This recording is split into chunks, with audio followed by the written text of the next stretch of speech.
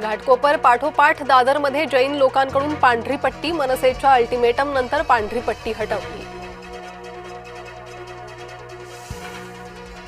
आम्ही विलीनीकरणासाठी कोणाशीही संपर्क केला नाही ना कोणी आमच्याशी संपर्क केलाय। छत्री आणि रेनकोट वक्तव्यानंतर सुप्रिया सुळेंचा घुमजाव। अर्थ खातं मुख्यमंत्री देवेंद्र फडणवीसांनीच सांभाळावं, खासदार संजय राऊतांनी राष्ट्रवादी काँग्रेसला डिवचलं। रोहित पवारांच्या अन्नत्याग आंदोलनाचा आजचा दुसरा दिवस, शेतकऱ्यांच्या विविध मागण्यांसाठी रोहित पवार यांची गांधीगिरी। जळगाव विधान परिषदेतील बंडखोर रेश्मा काळेंचं बंड शमलं, उपमुख्यमंत्री एकनाथ शिंदेंच्या भेटीनंतर निर्णय। नाशिकमधील महायुतीच्या नगरसेवकांची सहल निघणार, महायुतीच्या नेत्यांना मतविभाजनाची धाकधूक। सातारा सांगली विधान परिषदेत महायुतीत खदखद, बैठकांचं निमंत्रण नसल्यानं शिवसेना राष्ट्रवादी भाजपवर नाराज।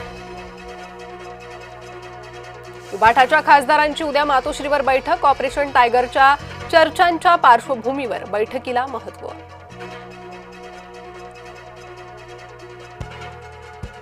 स्टँडअप कॉमेडियन प्रणित मोरेला अखेर उपरती, अश्लील टिप्पणी प्रकरणी गुन्हा दाखल होताच माफीनामा, तर प्रणित मोरेच्या सर्व व्हिडिओंची गृह विभागाकडून होणार चौकशी। केंद्राकडून कांदा खरेदी दरात 70 पैशांची वाढ, कांद्याला प्रति किलो 16.5 दर मिळणार, तर शेतकऱ्यांकडून 30 रुपये प्रति किलो दराची मागणी। यंदा दुष्काळाचं सावट, गडद होण्याची चिन्ह, प्रशांत महासागरात एल निनो सक्रिय झाल्याची माहिती, तर पाऊस रखडल्यानं पेरण्या खोळंबल्या। जायकवाडी धरणात केवळ 28% पाणीसाठा, 4000 उद्योगांवर पाणी कपातीचं संकट, औद्योगिक क्षेत्रांना दररोज मिळणार पाण्यात कपात। पालघरमध्ये तरुणीवर कोयत्यानं जीवघेणा हल्ला, जखमी तरुणी महसूल विभागात कर्मचारी, तर हल्लेखोर न्यायालयात शिपाई म्हणून कार्यरत।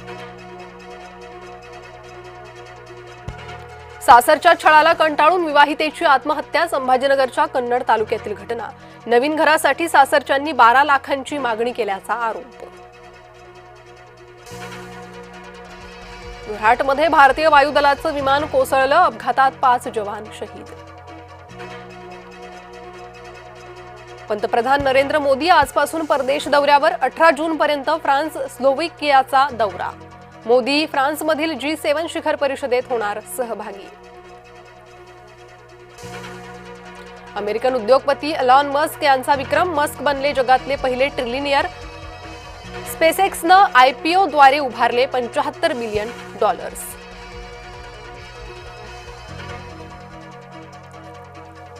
केन विल्यमसनची आंतरराष्ट्रीय क्रिकेटमधून अचानक निवृत्तीची घोषणा, कसोटी मालिकेदरम्यान मोठा निर्णय। आज भारत अफगाणिस्तानमध्ये पहिला एकदिवसीय सामना, धर्मशाला येथील मैदानात रंगणार सामना।